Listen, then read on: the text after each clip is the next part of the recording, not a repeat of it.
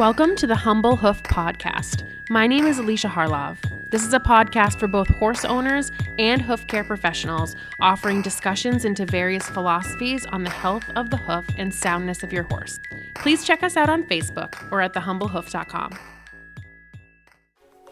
I probably spend way too much time on social media watching what other professionals do and what kind of results they get. I've followed Nick and Ralitsa Hill, a hoof care and vet duo that work throughout the UK and Europe, for quite some time, and have seen photos of equine clients of theirs in all kinds of environments and doing all kinds of jobs. I reached out to them to see if they would chat with me about the impact of various environments on hoof health, as well as what factors they think play an important role in keeping horses sound. How did you get started in hoof care?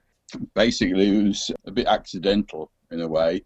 My own horses were getting messed up and getting lame, and one particular horse had to have put down because there was no other options that we could see at the point in time. That was over 20 years ago, and I started looking around at other shoeing options, how possibly to go forward, and it eventually, after about 2.5 years of then taking up doing shoeing, found out a different way with barefoot, and that was it. It just sort of started the ball rolling, and wasn't ever wanting to be a farrier or a trimmer or anything else. I was into teaching, riding, and just enjoying horses as a sort of like professional trainer.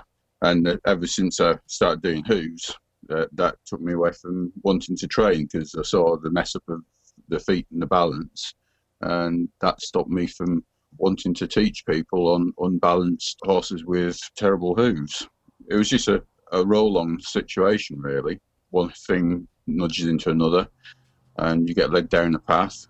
And it was natural hoof care, really, that's been the mainstay over the last 20 years, I think. Wow. Yeah. So Ralitsa, right? Yeah. So you're a veterinarian, but you do more of a holistic approach, right? And how did you get started with that? So originally I studied to be a vet in Bulgaria, and because I found it marginally insufficient what we studied about equine medicine in university in Bulgaria, I went to Germany and did some practice there in 2 equine clinics. And basically I went through all areas of equine medicine. I saw a lot of sick horses because the clinics were constantly full. I saw a lot of different cases, and one of the 2 main problems I saw a lot of were colics and laminitis, and a lot seemed to get put down, maybe 30 to 50% of them, because maybe the ones that actually got to the clinics were already so bad that they couldn't have been helped. But that sort of led me to think that surely if this is the cutting edge medicine and that's the maximum we can achieve, we can't save all of them, then there must be other ways we can help horses. We can expand in our horizon and include other ways of helping them, making sure that we don't actually lose them. And it was actually in Germany that I signed up for a course in equine acupuncture. Just out of interest, I'd never heard of acupuncture being used in animals at all. And seeing it on an actual horse and seeing how it worked made me think, well, maybe there is something to this. Maybe I need to explore it. But it wasn't later that I actually jumped into it and decided to actually study acupuncture for horses. And since then, I've gradually been moving away from conventional medicine and just mainly using acupuncture for my patients. Yeah, and I've seen a lot of your, posts on Facebook, and I follow some people that you've worked with and seen really good results in soundness. And so I've been really interested in what you guys do. And obviously, I know that you travel a lot. You've seen horses in different countries and different terrains, different environments, obviously different states of health. So I would love to be able to pick both your brains a little bit on some of the different things you've seen and experiences you've had. And so I guess this is a huge question, and I don't even know if there's one, real answer to it. But what would you say has the biggest influence on hoof health? Well, as you say, it's a huge, big topic of what all the things put together. But I think the biggest and most overriding one is movement. But I'd say movement on at least a medial-laterally balanced hoof is a real big one for me. There was a instant, actually, we can say about. Whenever we travel around, we go to different countries, different places. And this one time, it was a little backcountry road in Bulgaria. And it was an old guy in his little cart, and he had this grey horse.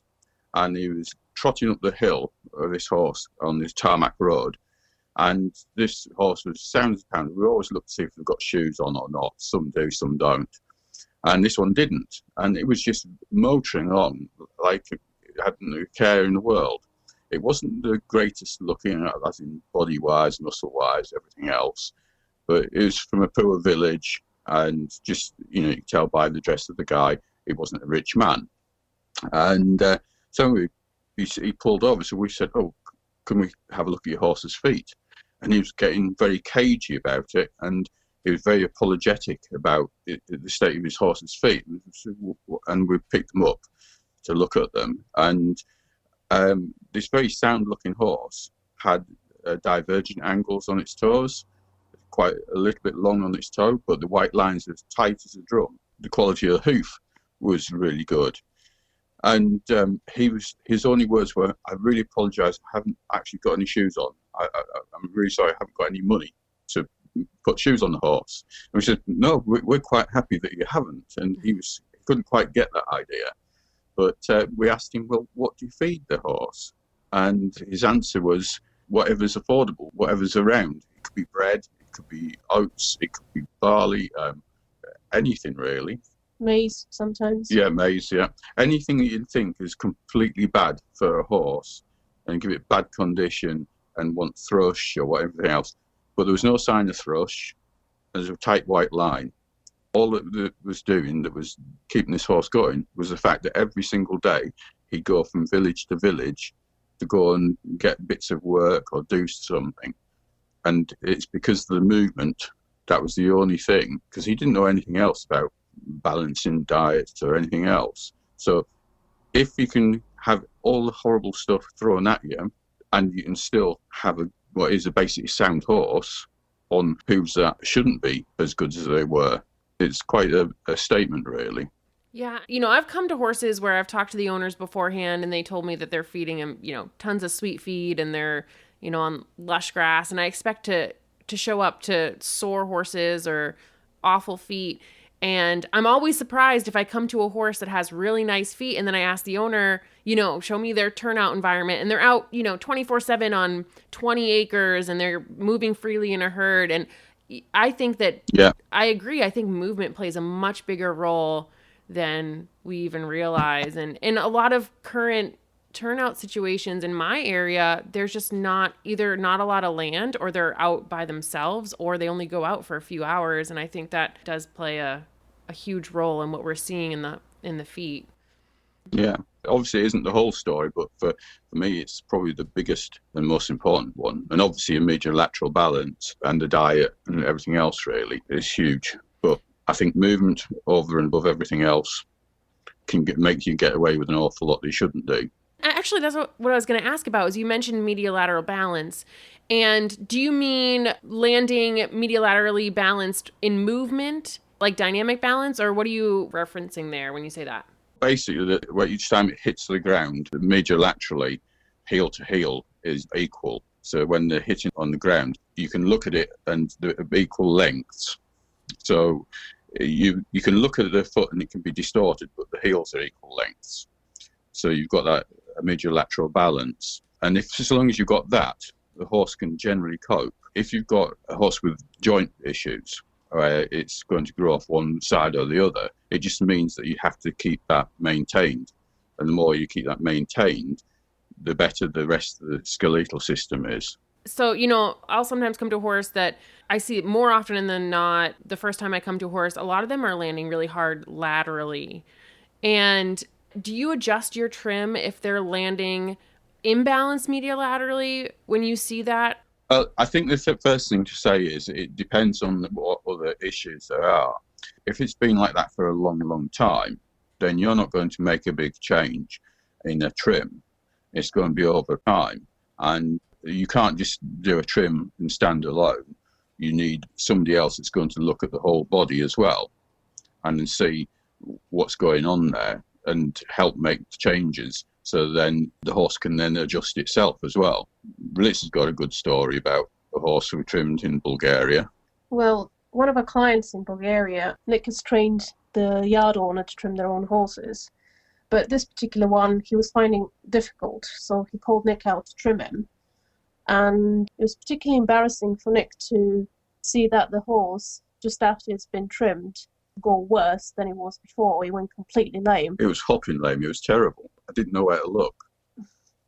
So they were particularly perplexed at that horse going worse after the trim, especially because they both do the same thing, and that shouldn't really happen. So what Nick asked me to do was go over that horse and just see if there's anything wrong with him.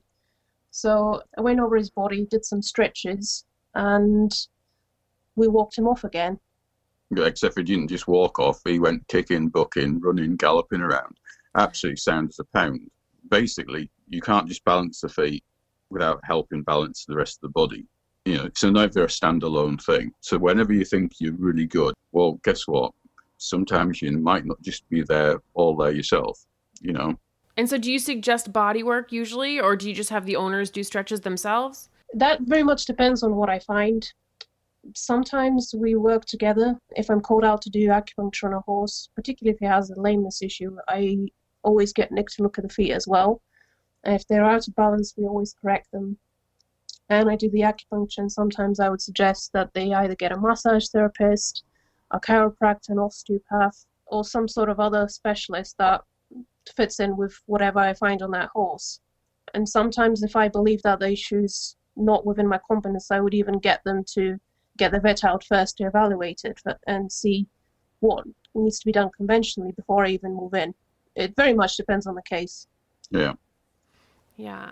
And do you have horses that conformationally can't land mediolaterally balanced, or do you find that once they've got the right balance in their body and comfort level in their feet, they will land balanced? There's very few. There's a handful of cases, I think, over the last 20 years where there's actually been where they can't actually land properly mediolaterally because the joints are fused and calcified. And so then you're not going to be able to change that. And then it's really hard sometimes to come across them and go, okay, this is one of them cases. It's more of a rarity than anything else. But the mediolateral, even on horses that grow off on one side or the other, can still be maintained, and usually get the horse owner involved and say, okay, just once a week, just keep this here so it helps stay and maintain that balance, in conjunction with having the body worker or acupuncture or other modalities. But you want to do it slowly and gradually. Whenever you force something, there will always be a knock-on effect. That's the one thing I have learned. The whole thing, isn't it, at the end of the day, is having a horse that's comfortable. Yeah. If it's not comfortable, it's not going to move, it's not going to function. Look at why it's not moving correctly. Yeah. And then solve that problem, then you can move on. You know, I think something that I hear a lot, especially in my area, which I assume is a similar climate to Scotland, although I don't know, are you in Bulgaria now or Scotland? We're in Bulgaria at the moment. Until 6th of March, I go back to the UK.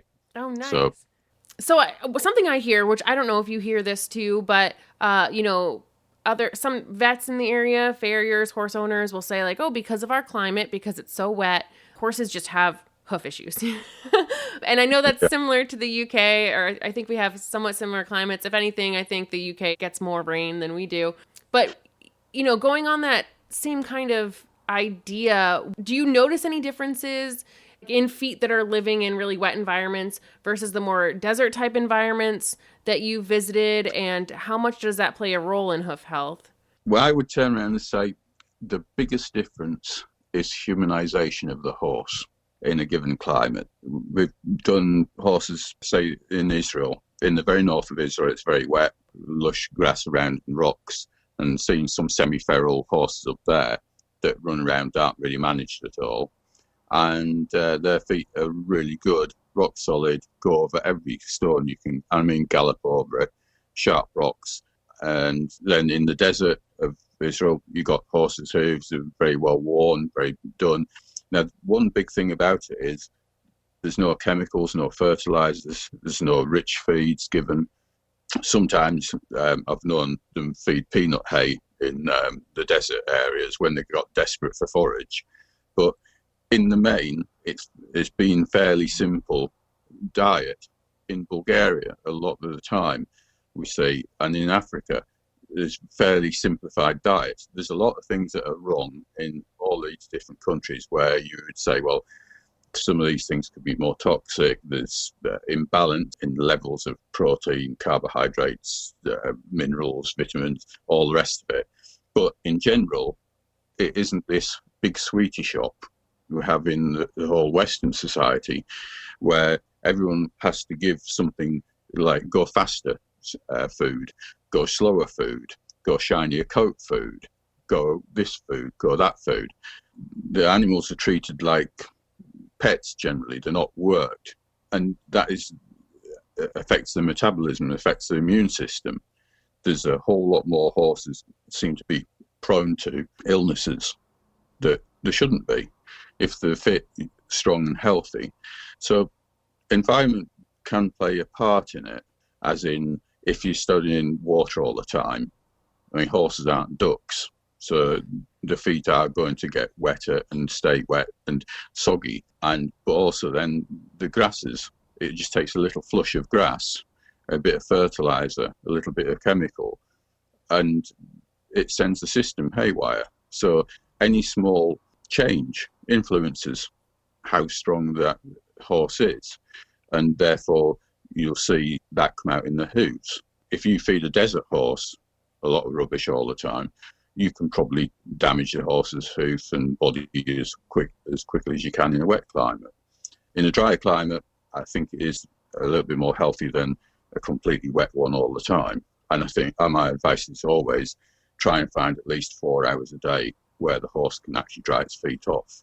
And do you see more foot soreness in wet environments? Well, I've seen some in the Highlands of Scotland. It's more sort of peaty soil where the horses are running around and foraging off the hills and very wet on the west coast. And they run over rocks and everything. And the ones I've seen, this is a while back, but they can cope with just about anything you throw at them. But as soon as you take them and move them to the east coast, where the grass is a bit lusher and it's still wet, feet go to pot. So I think the diet and the movement are the biggest influences in that. And the constant wet does mean that the foot is softer. It's like putting your hand in a bucket of water. Eventually it'll soften and you might get diseases as well. You know, it's not meant to be continually wet. Right. I would say basically it's movement plus more movement. And not only though, if the caveat there is if the horse is comfortable. If it's in pain, then it's stressed. And if you have something that's moving that's stressed, you're going to end up with a very ill horse, unbalanced. Yeah, I always tell owners that it's not, and I stole this line from Nick Barker, it's not me, but it's not movement that's bad, it's improper movement that's bad. So if horses are compensating and, moving improperly, they're going to end up injuring themselves or laying. Yeah, I would say that's very, very much the case. If you take feral groups of horses in several different places around the world, I've seen them, where they run around and they move around as herds, do the species-specific behavioural movements, do all gaits, and they don't miss a beat because that's what they've been brought up with, how they're held and done. As soon as you get horses that are confined or over-pampered and they're toys, they're not work animals, they're not got a purpose, not doing something. I'm not saying that you don't have to ride them. You don't have to ride. You can do other things with them. But once you start down the thing of, it feels a little bit like this, or little Jimmy needs a little bit of ice cake and tea cake and a little bit of marmalade or whatever to make them happier, then it softens them. The horses are meant to be fit and strong, athletes. Even these big ones are supposed to be athletic, and people treat them like they're sponge puddings. Yeah, and I've definitely seen that too. I think the sounder horses that I see are ones that are left out more like livestock instead of cooped up. So, along the same lines of this discussion, I obviously trim primarily in a damp, wet environment. And so I have a way that I trim, and I don't know that it would work in a dry environment. So I didn't know if you approach feet differently depending on the climate, or if you adjust your trimming at all. Do you? My principles I learned were along the lines of Jamie Jackson, natural hoof care, and also looked into horses themselves and go and see how they are. There's not any one of us on the planet that's going to get it right all the time, but we try our best. Best thing to do is, if in doubt, stay conservative. If that horse, it looks like the foot's going to take a little bit more, I'd say just wait one more trim and then try it. Give the horse time and chance to get better. If the horse has been in shoes, let's say, and the hooves are really distorted and the weak, they're going to take a lot of recovering. And what we can't see on the inside, you can't even see with x-rays, you can't see the fine blood vessels, the soft tissues that might have a little bit of damage here and there. It's really hard to tell. And all you can do is go on how that horse is feeling. So a horse should be able to run around over all surfaces with ease without any drugs or anything to it. So stay conservative and just go gradually. There's a big rush at the moment, I see, where people have said, oh, it's got to be this specific sort of shape, this ideal hoof or the perfect hoof, and this is where it will be to be balanced. Yeah, they're probably right that balanced looking hoof, short in the heel, short in the toe, nice and rounded everywhere, that is quite a good thing to have. You look in at all animals, all ungulates that are wild or feral, and you'll see the same thing. But the problem is, if we try and force that onto a hoof, we then have to put boots on, we have to put pads on, we have to do this and that to it to try and get it to work. Why not just go a little bit slower, take your time, forget what it looks like, go and look at the trees, look at the sky, look at everything else, but don't look at the bloody feet. And then you might actually stand a chance of getting that horse to heel. And the big rush and pressure from horse owners, vets, farriers, and everyone on the internet is to get this perfection. The perfection is day by day, every time that hoof is responding to all the stimulus around it, its environment and diet and everything. That's what you've got to do, is be patient. Yeah. Hard, that. Right. Yeah, definitely. I know we're so used to instant gratification, I think, nowadays, just getting things what we want when we want it. And obviously with horses, patience is the big key, I think, in a lot of these cases. Yeah. Have there been any cases that you came to that have really surprised you and how they've been able to heal or become sound? Oh, there's one that stands. I've got several of them where there've been sort of navicular cases, laminitic cases, and you think, oh well, they do really well because the owners listen to what you say and do exactly what you do, and you think, well, that's just brilliant because everything has fallen into place as it should do, and you can see the progress and everything is, online, on track. But there was this one case years ago.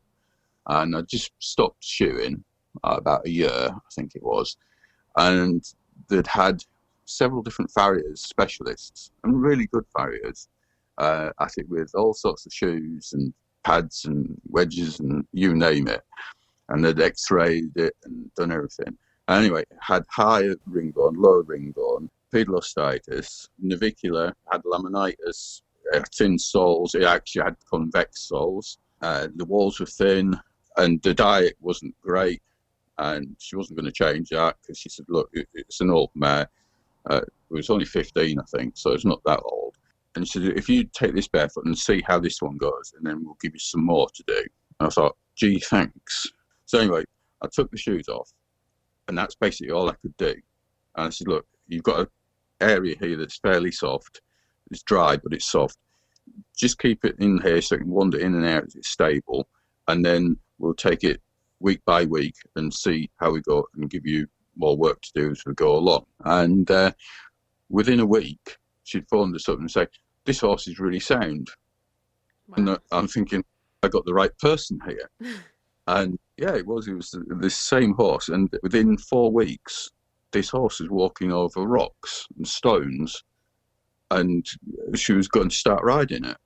And I had to go back and see it. And sure enough, the whole hoof had changed. And of course, back then, as in now, I'm terrible at taking photographs or pictures of things. I should have done lots of them, really. But that one just always sticks in the memory of, you can never turn around and say, nothing, this won't heal or that won't heal.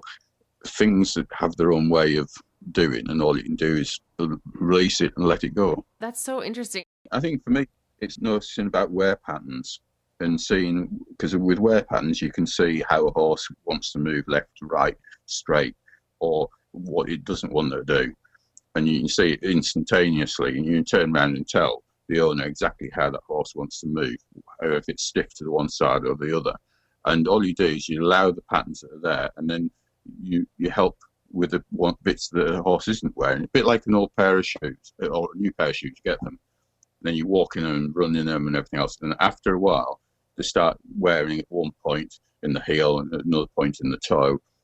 And after a while, it unbalances your body because you're going too far over in that same direction.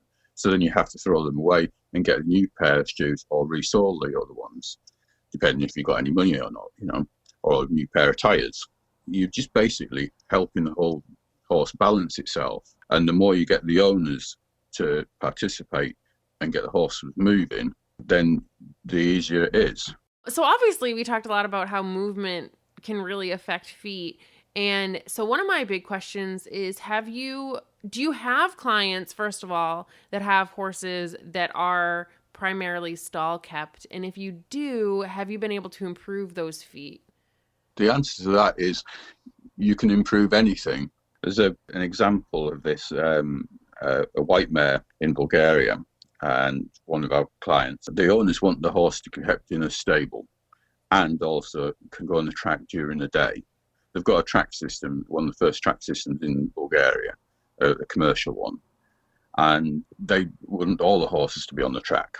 But the owners have a different idea, and they're the ones paying the bills. So anyway, this mare has had thrush in its feet, all 4 feet, had bits of white line separation, and they were there cleaning it, putting anything you can imagine to try and get on top of the thrush and the white line and everything else. The diet was mainly just hay and a handful of oats.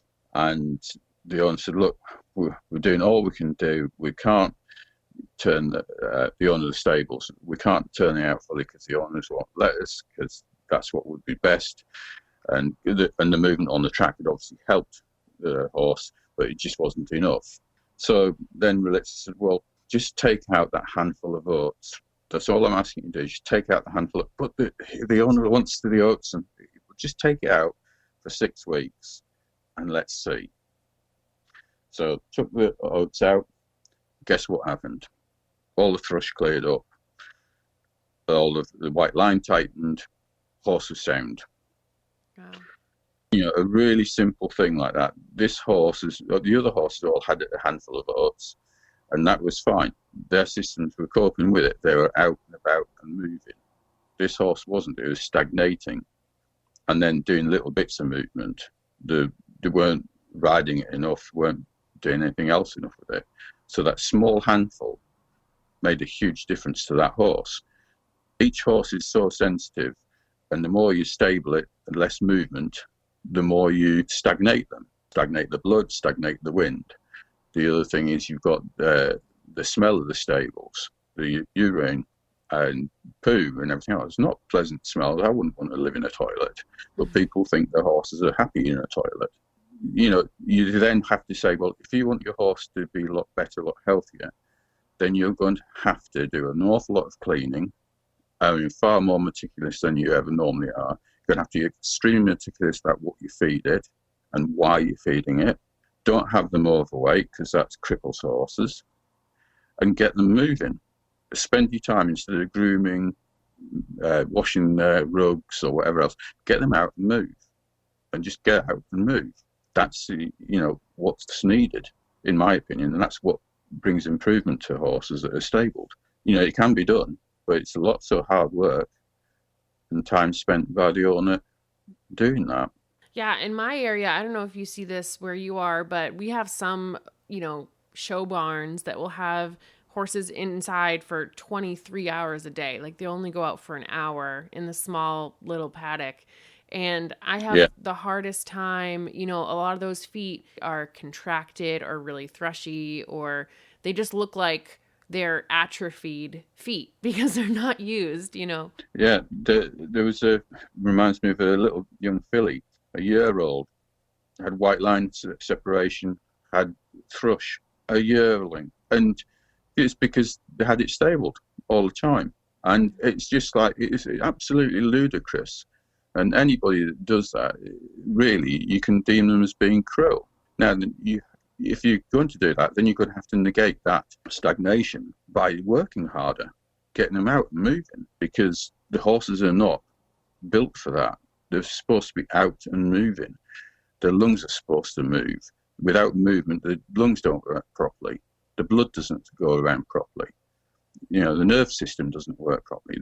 They don't get enough input. The stomach, it can't digest, and it gets more acidic. Stagnation brings acidity, brings increase of weight and slowing of metabolism. It messes with it. So to me, it's like, it needs to change, but all the time it can't change because of yard owners not wanting the fields to be muddied or messed up or whatever.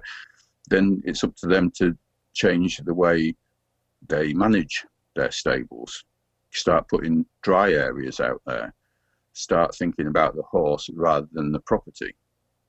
I know that's easier said than done sometimes, but it's got to be for the horse. If you're going to take on the responsibility of having horses stabled or looking after them, not stabled, but just looking after them, then they have to have an appropriate environment. Zoos have been forced 50, 60 years ago to produce environments for each different species that would at least give them something towards a proper life, not a human or humanistic idea of it. Yeah, I'm fairly strong-minded about that one, I think. Yeah, but it's hard. I think owners will get attached to a certain place that they're keeping their horse, and yeah, I mean it's never easy. If your choice is 10 stables and none of them have any turnout, like in say Ayrshire is a good example in Scotland, very wet, and the ground goes to mush. So that makes it extremely difficult for people to change and try and find somewhere. I'm not going to say it's easy. It's something that needs to be thought through by people with the welfare of the horses in mind. Yeah, and I think those are, my main big questions. And I think the one last question I have for both of you is, and this is a broad question, so it can be kind of in relation to anything, but do you have any advice for horse owners or hoof care professionals as they're working on, some difficult lameness cases? I'll let you go first. Well, I think hoof care professionals should be a bit more open-minded about using other professionals alongside them and working with other professionals. And I'm not talking only about vets, but obviously if there's a lameness, there needs to be a vet involved. But massage therapists, physios, osteopaths, chiropractors, any sort of body worker might be able to improve things. And I see a lot of time on Facebook, different professionals say that hoof care is extremely important, and that sometimes they go as far as to say that they can correct some pathologies simply by relying on hoof care or trimming in a specific way. And I find that a bit extreme, so to speak. Certain medical conditions I don't think can be completely cured by trimming alone or by hoof care alone. And I think involving other professionals in the process is extremely important. Yeah. What do I advise? Take up another sport, do something else. I would turn around and say, look, enjoy what you do. That's the most important thing. Try and help where you can. Be patient. If somebody pushes you and say they want to see this done to your horse or that done to your horse, turn around and say, well, okay, why? Explain to me why. What you're looking for. Explain to me why you want to feed this or you want to feed that. Try and get everyone to talk to each other. And it's really difficult because some people think I have very fixed views on things. I maybe do, but I'll still talk to people. I'll still listen to what they're saying. Will I always agree with them? Probably not. But take your time. Take the time it takes for the horse to get better, to heal. You know? Yeah. Yeah, I think that's so great. I mean, on this hoof care journey of mine, I've tried to talk to and shadow and learn from as many people as possible. And even if I don't fully agree with everything they do, I think that the more open-minded we are, the more we can, learn from each other, even if we don't end up doing all the same approach. So I think I mean, there's no one person who's going to get it right because we've got two different species. We've got equus and we've got human. Equus actually has more chance of getting things right than humans. Humans really mess things up all the time. They're brilliant. Ignore the humans and watch the horse. Yeah. Awesome. Well, thank you so much. This has been really fun. Yeah, it was actually. I quite enjoyed it. Yeah, thank you for giving us the opportunity. Of course. Well, have a good rest of your night, and thank you again so much, and hopefully we'll talk again soon. Absolutely. Yeah, anytime. All right then. Bye. Take care. Bye. I always say that I'm slightly more hoof obsessed than the average person, and chances are, if you're listening to a hoof care podcast, you are too. So we should probably be friends. Feel free to find me on Facebook or email me at thehumblehoof@gmail.com.